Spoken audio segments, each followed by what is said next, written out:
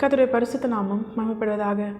இந்த நாள் இந்த காலை வேளையில் கர்த்தர் நம்மை அவருக்குள் பலப்படுத்தும்படியாய் நமக்கு தருகிற வார்த்தை சங்கீதம் 119 அதிகாரம் அதனுடைய 63வது வசனம். உமக்கு பயந்து உமது கட்டளைகளை கைக்கொள்ளுகிற அனைவருக்கும் நான் தோழன்.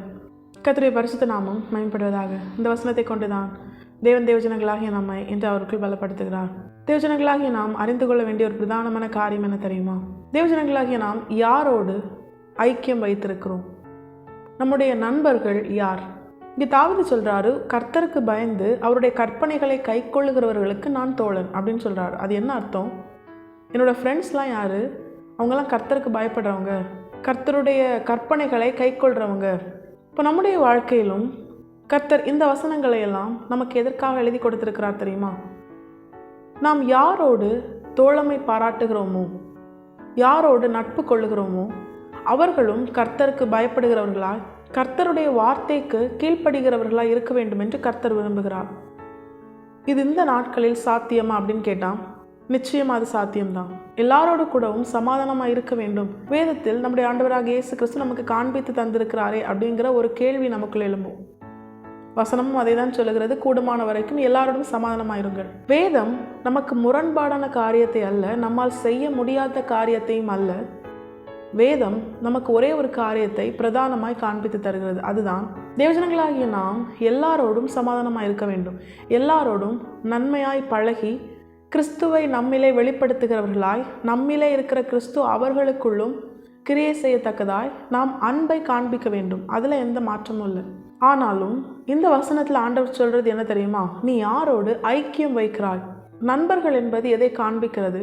அவர்களோடு நாம் ஐக்கியம் வைக்கிறதை காண்பிக்கிறது. எல்லாரோடும் நம்ம பழகிறோம், ஆனால் நம்ம ஃப்ரெண்ட்ஸ் கூட தான் நம்ம நல்லா பழகுவோம், எல்லா காரியத்தையும் ஷேர் பண்ணுவோம்.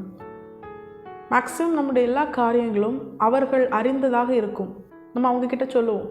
சகோதரனை காட்டிலும் அதிகமாய் அன்பு செலுத்துகிற தோழனும் உண்டு என்று வேதம் சொல்லுகிறது. இப்போ அந்த அளவுக்கு நாம் ஐக்கியம் வைக்கிற, நம்முடைய காரியங்களை நாம் பகிர்ந்து கொள்ளுகிற அப்படிப்பட்ட ஒரு உறவு தான் நண்பர்கள், தோழர்கள்.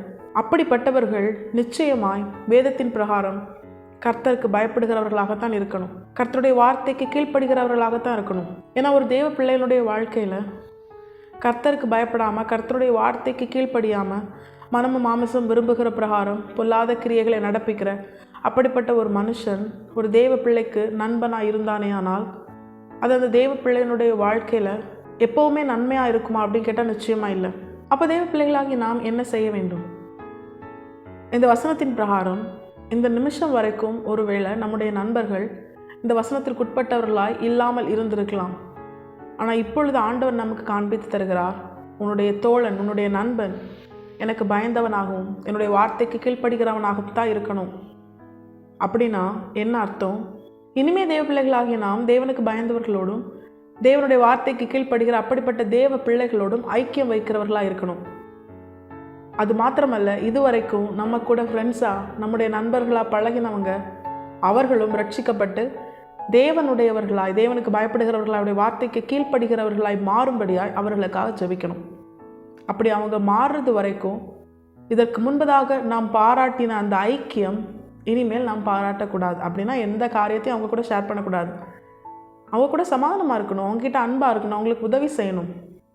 அதே நேரம் அவர்களோடு கூட ஐக்கியம் வைக்கிற அப்படிப்பட்ட ஒரு நிலையில் நம்ம இனிமே காணப்படக்கூடாது. எது வரைக்கும்?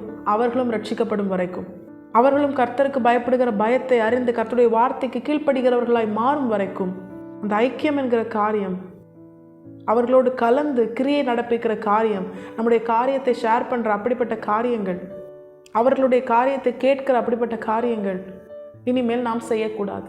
தேவனுக்கு பயந்து அவருடைய வார்த்தைக்கு கீழ்ப்படுகிற தேவ பிள்ளைகளோடு கூட நட்பு கொள்ளுகிறவர்களாய், அப்படிப்பட்ட தேவ பிள்ளைகளுக்கு நாம் தோழர்களாய், நண்பர்களாய் இருக்கும்படியாய் தேவஜனங்களாகிய நாம் நம்முடைய வாழ்க்கையில் ஞானமாய் செயல்படுவோம். கர்த்தர் தம்முடைய நல்ல ஆவியினாலே அவருக்கு பிரியமான, அவருக்கு பயந்து அவருடைய வார்த்தைக்கு கீழ்ப்படுகிறவர்களை நமக்கு நண்பர்களாய் தந்து, இதுவரைக்கும் அப்படி இல்லாதவர்களும் அப்படிப்பட்ட ஒரு நிலையை கர்த்தருக்கு பிரியமான நிலையில் மாறும்படியாய் தேவ பிள்ளைகளாகி நாம் ஜெபிக்க, நமக்குள் இருந்து நம்முடைய தேவனுடைய ஆவியாகிய பரிசுத்த ஆவியானவர் கிரியை செய்ய நாம் நம்மை கர்த்தருடைய பாதத்திலே முழுமையாக அர்ப்பணிப்போம். கர்த்தர் இந்த வசனத்தை கேட்டு நம் அனைவரையும் ஆசீர்வதித்து வழி நடத்துவாராக.